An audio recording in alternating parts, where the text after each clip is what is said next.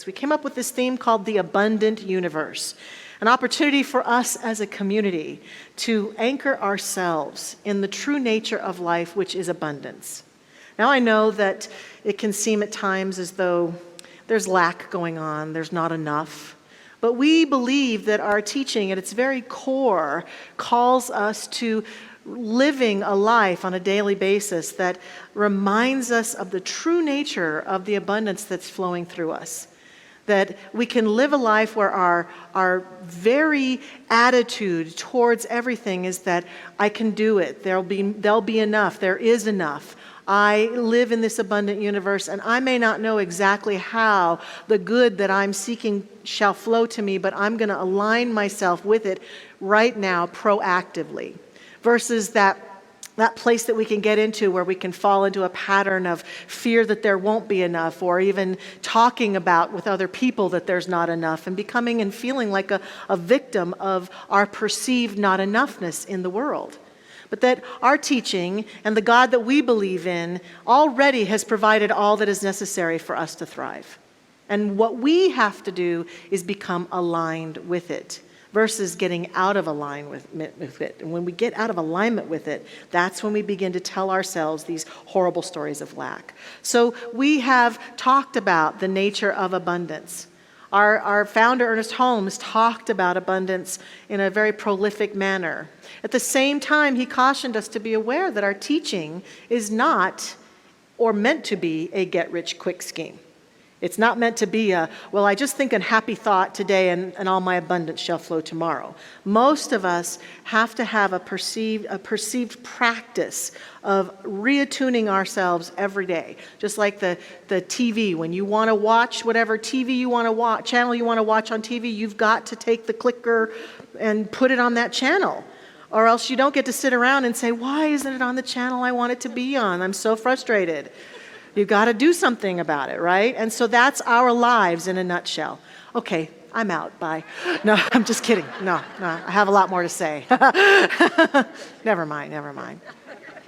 So, Ernest Holmes says to us, the best way to arrive at the high consciousness is to have a great faith in the willingness and the ability of Spirit to do all for us by working through us.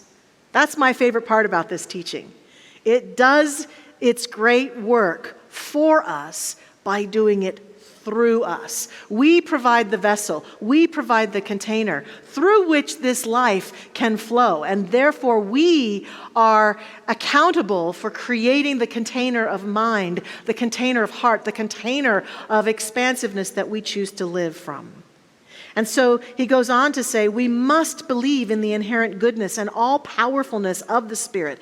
We must let every path lead us back to the point where we realize the inner presence of the great reality, which he spells with a capital R.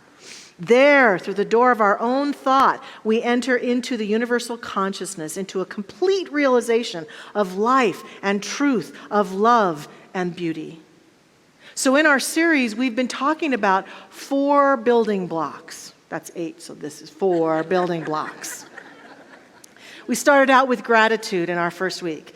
And these building blocks, we're suggesting are building blocks that when we get them, they provide a firm foundation for us to live in alignment with the truth of the abundant universe. So the more grateful we are, building block. Established firmly. You could also see these as doorways. In that first week, I suggested that gratitude is a doorway we can walk through every day to experience abundance. And we could also call these building blocks doorways that we walk through. So the doorway of gratitude on an ongoing basis. Then we talked about the doorway of courage. Having the courage to take risks, to reach beyond our perceived sense of limitations and reaching beyond our fear to create a greater life. And then last week, Reverend Josh and I talked about the building block of generosity, that we must find ways to be generous of spirit and givingness, to allow that givingness to flow. And as you might have guessed already, if you haven't seen the announcements of today's theme, and it's not even Valentine's Day, and we get to talk about love. We get to talk about that great, great truth of the universe, love. So today is really abundant love, embracing life to have more of it. We put those two things together because the truth is that when people learn to love life, they embrace it fully. Not just the things they like, not even just the people they like, they embrace it all. A person who loves life understands that life comes with all of it. Good days, bad days, happy moments, sad moments. Life, that which appears to be death.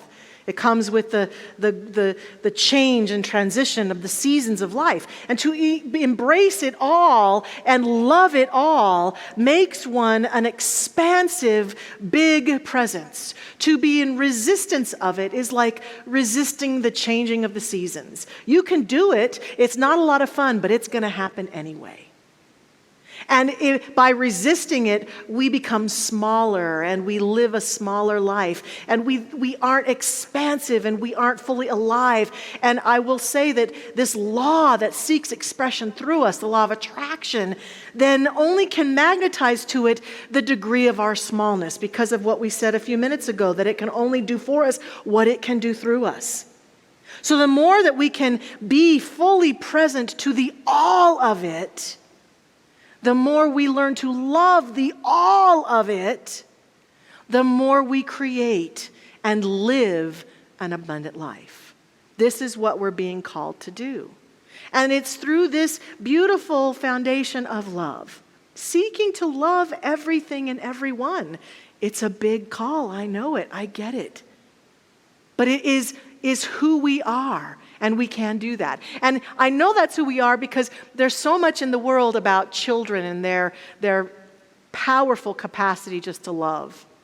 I used to love reading those books about love through the eyes of children. And recently I saw a clipping from that paper that used to be, that is no more, but that I really loved, the Rocky Mountain News, that was a local Denver paper here. And they used to have some really great things in them. And they had this article about children here talking about love. And it was local children, so it was many years ago. So this first one, I suspect, little Barry Ebert probably sent in. Because it says, love is the most important thing in the world, but baseball is pretty good too. Barry, right? It's got Barry all over it. And then the next one is great. They said, love is the most important thing in the love is like an avalanche where you have to run for your life. And I like that too. And then this one is great. I'm not rushing into being in love. I'm finding fourth grade hard enough. Kids get it, right? They get that love is important and life is important and that we've got to love and be fully in life. And that's what we're here to talk about today. And in some respects, this past year with all of us having to give up so much in life to stay safer and keep each other safe, might be giving us a greater appreciation. We've had to withdraw from things we love to do, places we love to go. We've had to withdraw from being close up front and personal with people we love, our kids, our grandkids, our friends, our church buddies, our communities, our theater and movies and restaurants and all of that. And as we emerge back into what we might call a more normal experience of living, I hope that we will use this time. I encourage us to use this time. And I hear so many of us using this time to recognize that we've got to stop taking advantage of each other, taking each other for granted. It's time. I love what Matt Kahn said. He said, it's like humanity's been sent to our rooms. And now as we're emerging from being in our rooms so very long, my question today, my urging today is, as we re-emerge back into life, can we consider doing so with more love in our hearts, with more appreciation, with more willingness to embrace each other and life fully with great joy? That is the invitation, and that is true wealth.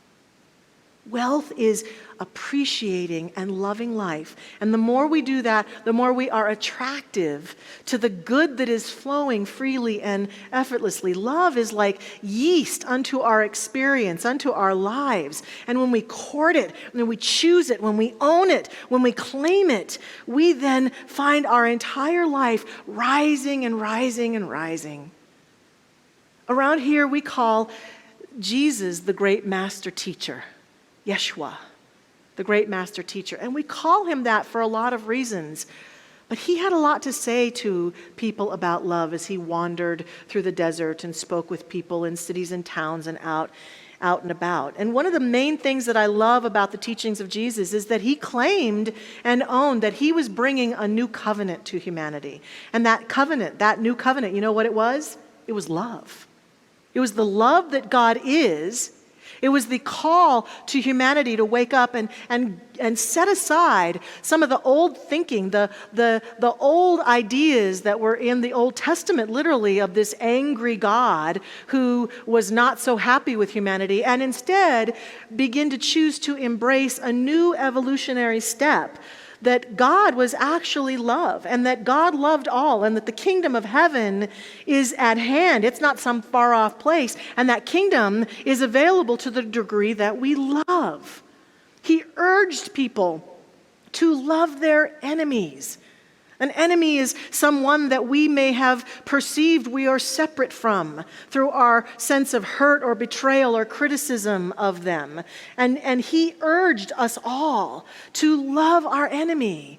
Certainly, we can have boundaries with what we would perceive as our enemies. We may not choose to be up close and personal and best friends with every person on the planet for whatever degree, for whatever purpose, but we always can have loving boundaries and choose to love and live our life in the way that Yeshua talked about. When the disciples asked him what the greatest of commandments were, the author Matthew claims in his gospel in chapter 22, verses 37 to 40, that Jesus said, "Love the Lord your God with all your heart and with all your soul and with all your might and with all your mind. This is the greatest and first commandment. And the second is like to it, love your neighbor as yourself." Yeshua had a lot to say about love.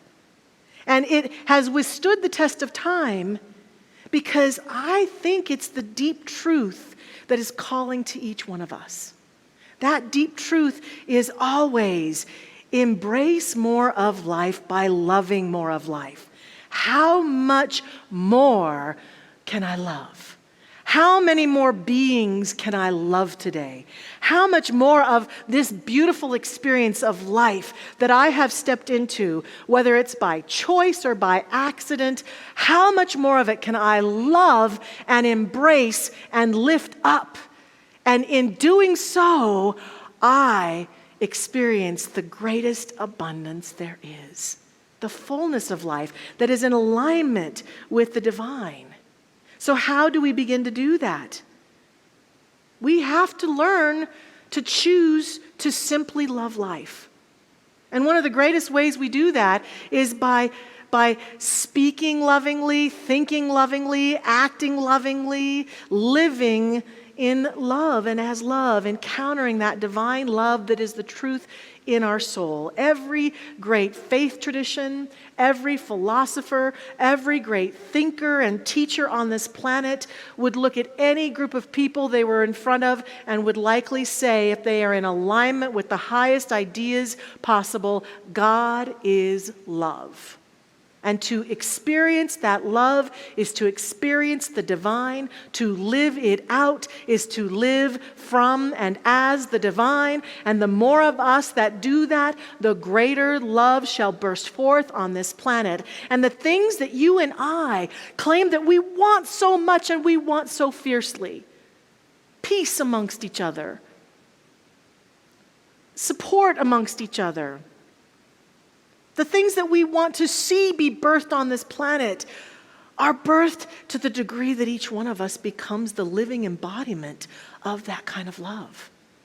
The love that loves our life and loves life in general. And so we have the most powerful choice before us. Do we experience love by continuing to act out in our thoughts and in our words and our deeds judgment and criticism and blame and separation from each other? No matter how right we think we are about living life, I suggest today we gain absolutely nothing. Whether we're venting or putting stuff on social media or talking trash about people, we gain nothing from that except that contraction of being as small as we possibly can be. We only feel that great expansiveness to the degree that we can look even at a person that we don't agree with and find a way to be in love. There's a wonderful author named Stan Dale who says, everything we do is either an act of love or a cry for love. That's true of us. But part of how we live love out is we begin to remember that's true of every other human on this planet. And as we look out and we see people doing what we might call unskilled behavior, we can remember everything they're doing is either an act of love or a cry for love. And I am going to be a human being who lives my life in the highest way possible, and I'm going to give them love, even if it's from afar, even if it's invisible, even if they'll never know it or never see it. I'm going to send love. So that's how I learn to love life. I live life in general from that place of love when I choose to do that. I know for me, many times, I'll just be sitting around minding my own business, and there'll be this moment that comes where love just has its way with me. I bet that happens to many of us, where suddenly I'm just filled with this sense of the beauty of life, of how amazing it all is, of what a miracle it is that we get to be here on this planet at this time to love one another. We're not here to make each other wrong, to knock each other down, to criticize and fix each other. We're here to love each other. And when that moment comes where we can feel that, it's like a wave that comes over me and calls me into my greatest beingness that I know is deep down inside of me. Sometimes it's generated by looking out at life and just innocently looking at something that I might see all the time, like a sunset. And thinking, oh my gosh, seeing the face of someone that I love and just seeing the beauty of them. Seeing human kindness acting itself out in front of me and feeling so privileged and honored to witness love in that moment. Sometimes just sitting up in that chair looking out at you all and feeling it before the service starts and thinking, here we go. Look at these beloveds. And I know that that feeling has its way through me because I choose, as I suspect most of you do, to court that presence every chance I get, to be reminded of the beauty of life by witnessing it. And so one of the tools that we can use is to every day call ourselves back to it consciously, especially when life gets tough, when it gets hard, to go look at a sunset, to go find the face of a beloved, to go listen to some beautiful music that uplifts, and to remind ourselves, even in the face of a challenging moment, that love is right here where I am and lifts me up and leads me on. And therefore, everything I am and everything I do is love. To learn to love your life just as it is. The great teacher Mary Morrissey talks a lot about how we're always in co-creation with the divine. And the question really becomes, are we co-creating from default or by design? A person who designs their life from the standpoint of love is co-creating from the core of who they really are. And that's what we're called to do. Obstacles may appear, challenges may appear, but we can greet them with love. And I love what Mother Teresa says about this. She says, I'm not sure exactly what heaven will be like, but I know that when we die and it comes time for God to judge us, God will not ask, how many good things have you done in your life? Rather, God will ask, how much love did you put into what you did? How much love did you put into what you did? Whether it was some great dream or some great challenge, how much love did we put into it? And the more we put into it, the more we can grow and expand. There's this great movie that I love with Nicolas Cage and Meg Ryan, and it's about Nicolas Cage being an angel. And there's all these other angels. Then the movie depicts life like these angels are floating all around all the time. And Nicolas Cage's character often goes to someone who's transitioning off of this plane into the next plane of experience. And he takes their hand and he walks with them and he says, so what did you love about being alive? And he gets various answers. And in one particular scene in the beginning of the movie, he's at the bedside of a little girl who's just passed. And he's walking her on to her next life experience. And when he asks her what she loved best, she says, pajamas.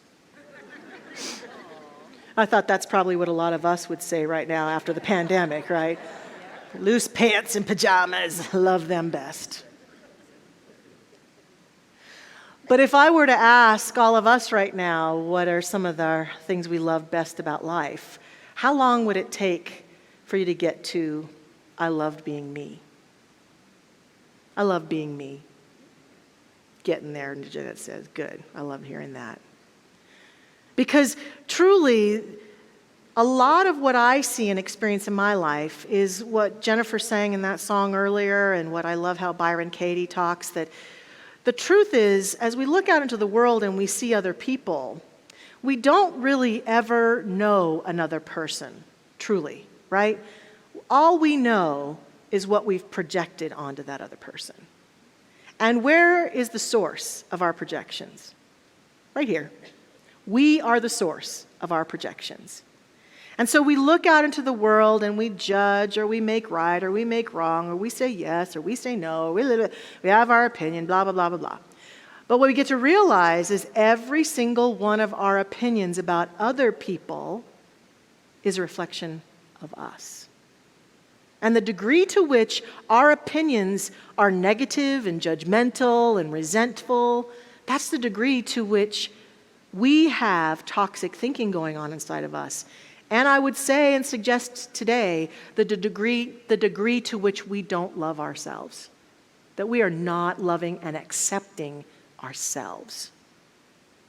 And when we begin to open up to a willingness to love and accept ourselves more, this magic thing begins to happen often where we find our ability to love and accept each other people more, expands incrementally. So sometimes that looks like, for me, I've said this before, every night before I fall asleep, have I left anyone out of my heart today? Have I practiced separation by believing that someone in my life doesn't deserve my love today? And when we choose to become more unconditionally loving, while having boundaries, but unconditionally loving, we become like the divine. We live out the divine, because here's what I know.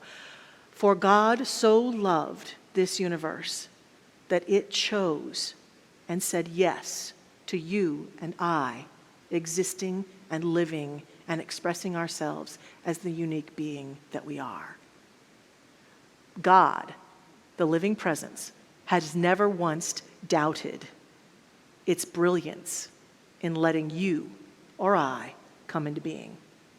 We've never made a mistake that can't be embraced by God. We've never been unskilled in such a way that we can't be embraced by God. We persist in believing that that might be the truth, but it's not. It's simply not.